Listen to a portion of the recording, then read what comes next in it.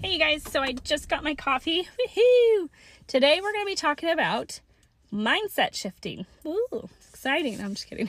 It's kind of a topic that doesn't seem like it would make sense for real estate, but let me just stick with me.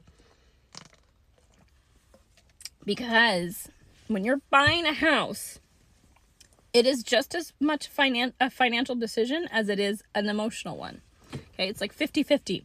But the reality is, we as humans weigh negativity twice as much. So instead of it being 50-50, feels like 90-10, like, or 100-0, because it's so important that you guys understand this going into when you first buy your house, when you first sell your house, understanding the psychology of what's going on for you specifically, because it's different for everyone, to understand how you process this part of it. Because I've had clients where, we go through the whole process of buying a home and then maybe we get the home inspection back. And if you're not prepared for that, because home inspections usually will have at least something on there. And I always tell my clients, don't think that seller is trying to one-up you or hide something from you, because more often than not, a lot of this stuff that comes back, the seller had no idea. Okay, now there are some times when you're like, obviously the siding's a little bit needing some help. It's all like you touch it and there's a hole in it, but maybe it's on the side of the house that they never go look at. Maybe it's on top of the roof and by the chimney and they've never seen this part before. So before you first jump into assuming that the seller was trying to put one over on you and hide this detail from you, remember that is the point of the home inspection, is to verify all the stuff, because the seller is required to tell you what they know about the house. Okay, the home inspection is to find the stuff that the homeowner might not know about. Like, they don't go up on the roof every 6 months and check all the shingles. That's what a roof inspection's for, right? So that's my point, is to understand that there's always going to be something. But if you come from a place of panic and thinking the seller's trying to hide something from you, you're going to come to the table in a different way than you would have if you were able to process what you're feeling, breathe, and then think from a logical place of, okay, I had an inspection once where the guy wrote down that the switch plates on the wall weren't completely tightened all the way. So he said to, verify with an electrician.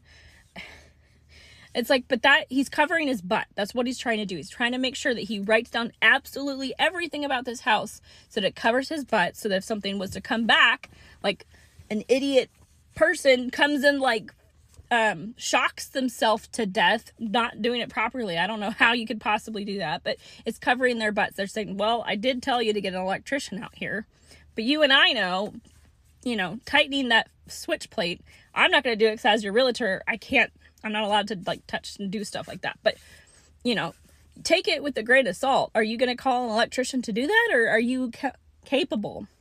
That's up to you. Can't answer that question for you, even though I kind of know the answer. You do too. Get what I'm saying? So it's just important.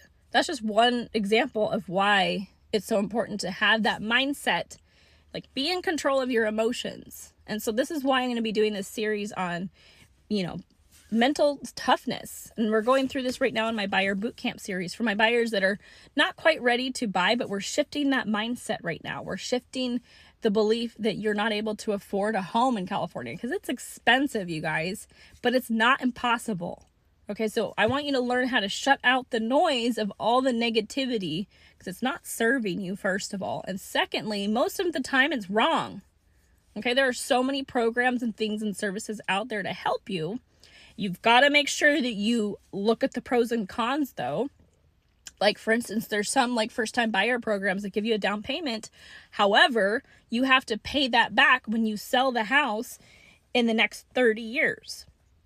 So that might be okay. That might be worth it to you to get your foot in the door and start building equity in your new first home so that you can sell it in 5 years and then upgrade, pay off what you owed on that down payment.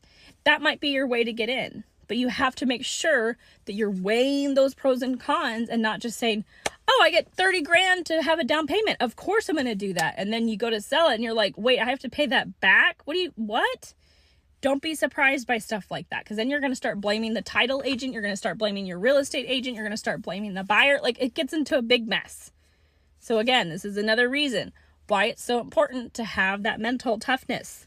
So that's what we're going to be talking about. If you have any questions, leave them in the comments, and you guys have a great day.